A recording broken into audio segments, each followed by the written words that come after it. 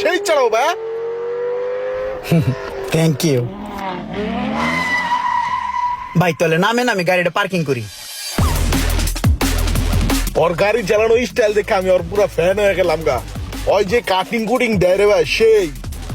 আজকে গাড়িটা সেই একটা পার্কিং দিমু, ওরা দেখে জানি টাসকি খেয়া যায়। আমিও ভাই খুব ভালো গাড়ি চালাইতে পারি, কিন্তু হইছে কি একদিন কুত্তার পায়ের উপরে দিয়া উড়ে দিছিলাম, আর কুত্তায় তো ভাই ভাই কুত্তা ঠিক এমনি চিকড়ে কানছে, কথাটা বুঝছেন? ভুবা ধন তো কইতে পারে নাই, খালি কানছে।